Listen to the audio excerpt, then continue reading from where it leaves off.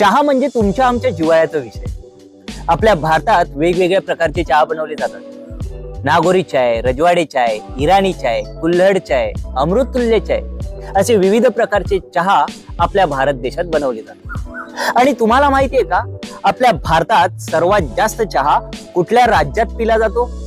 तर आपल्या महाराष्ट्रात। तर मुद्दा काय आहे, हा चहा आपल्या शरीरासाठी चांगला की वाईट?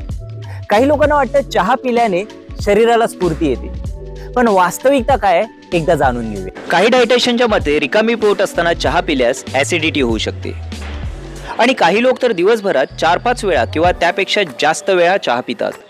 त्यामुळे सतत झोप न येणे, डोकेदुखी, छातीमध्ये जळजळ होणे तसेच पचन संबंधित आजार होऊ शकतात। चहामध्ये असलेले टॅनिन आपल्या शरीरामधील 60% आयर्न शोषून घेते। तुम्ही जर बाहेर चहा घेत असाल तर काही चहावाले गरम चहाच्या नावाखाली तुम्हाला सतत गरम चहा करून देतात, त्याचे शरीरावर दुष्परिणाम होऊ शकतात।